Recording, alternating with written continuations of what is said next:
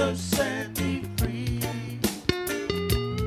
and I know He can set you free. Jesus God, super erythrocyte, super plasma healing erythrocyte. Jesus God, super erythrocyte, super plasma healing erythrocyte. Oh, Jesus set me free, and I know He can set you free. Oh, Jesus set me free, and I know He can set you free. Jesus God, super erythrocyte, super plasma healing erythrocyte. Jesus God, super erythrocyte, super plasma healing erythrocyte. Oh, Jesus set me free, and I know He can set you free. Oh, Jesus set me free, and I know He can set you free. Jesus God, super erythrocyte, super plasma healing erythrocyte. Jesus God, super erythrocyte, super plasma healing erythrocyte. Oh, Jesus set me free, and I know He can set you free. Oh, Jesus set me free, and I know He can set you free. Thanks for welcoming us again to your living room. We will finish this series today.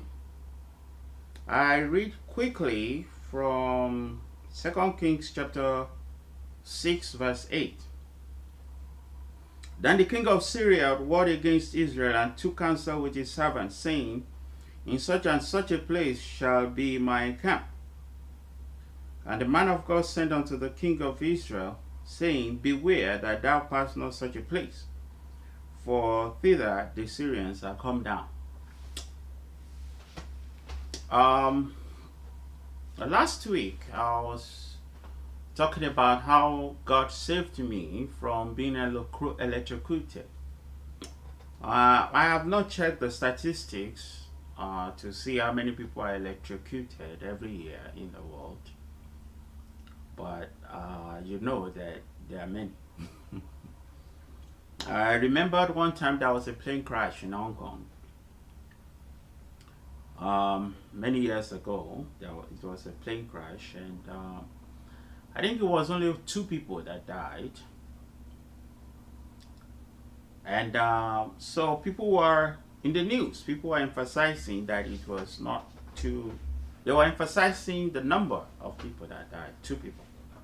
Only 2 people died.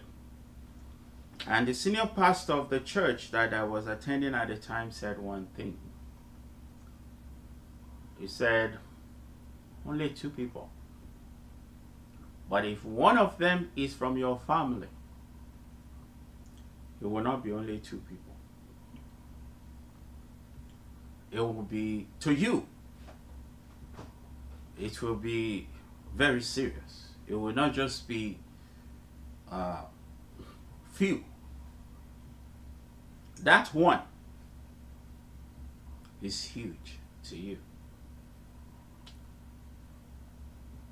The enemy is always looking for how to destroy people. In 2 Kings chapter 6 verse 8, we see another type of salvation.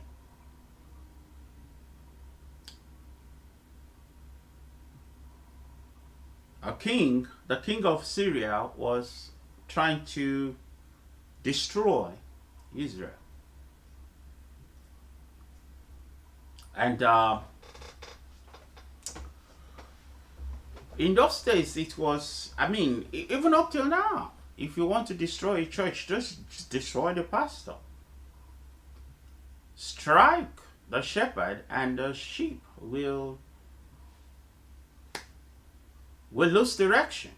They will become without shepherd. They'll be like Jesus said. I see. I see people like sheep without shepherd. They have no direction. It means they are in trouble already. In trouble. We've had of cases where pilots will have stroke in the middle of a flight. Thousands of feet in the air. In the sky. Thank God for autopilots and co-pilots. Otherwise, that could be the end of all the people on that plane. So the king of Syria was like, okay, instead of trying to fight, so many soldiers, losing some soldiers, and let me just destroy the king. I remembered another testimony. I told you that this series, I'll share testimonies, my personal testimonies, because I believe that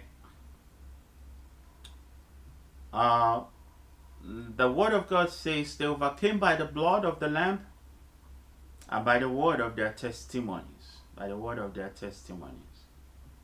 I will testify of the goodness of the Lord, of what God has done for me. I'm telling you some of the things God did for me. Ways in which God has saved me in this world after saving me for the world to come.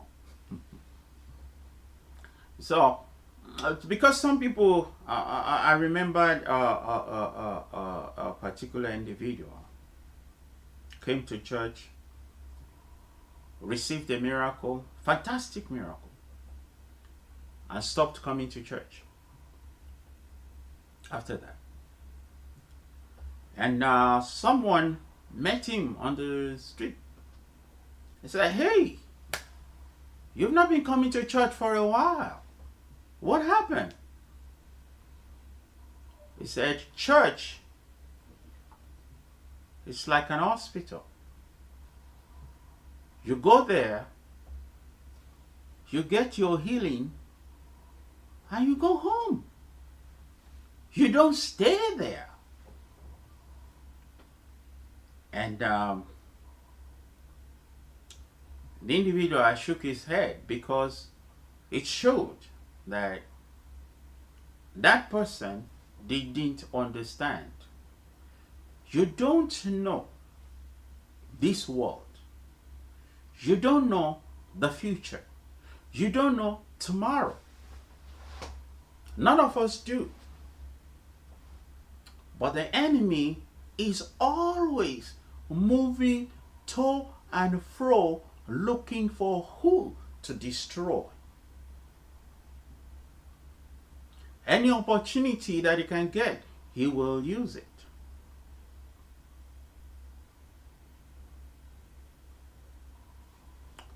So I was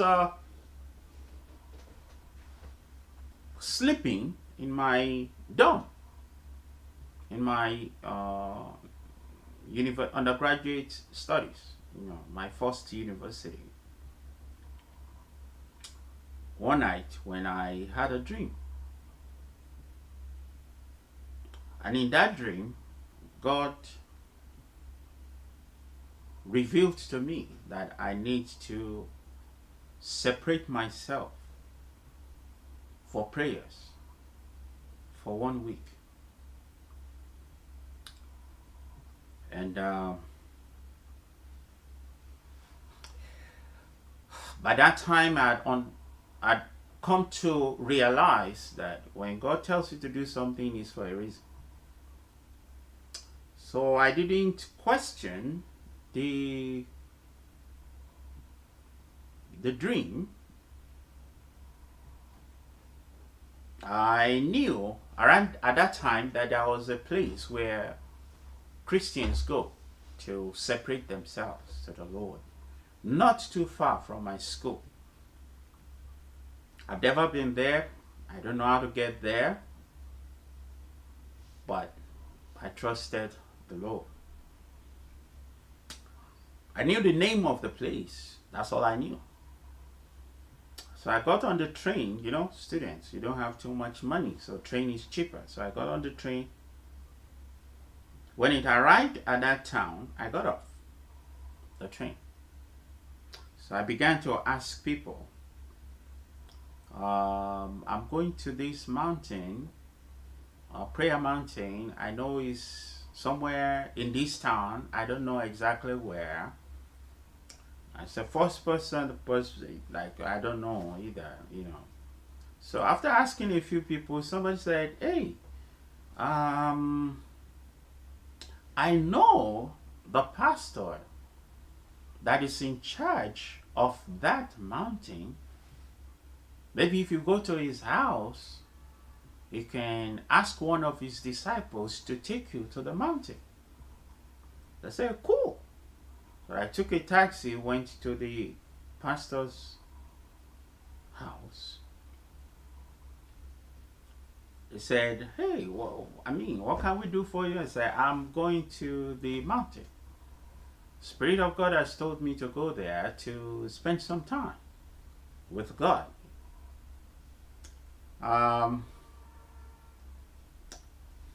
So they said, okay, this person is going tomorrow morning. This one of the students in the Bible school will be going there tomorrow, so you can go with him. He will show you the place. Long story short, the next day I arrived there and I began my prayers. One of the things, I'm talking about salvation from this world. You know, I'm not talking about salvation from the world to come. Right now, I'm just focusing on salvation while you are still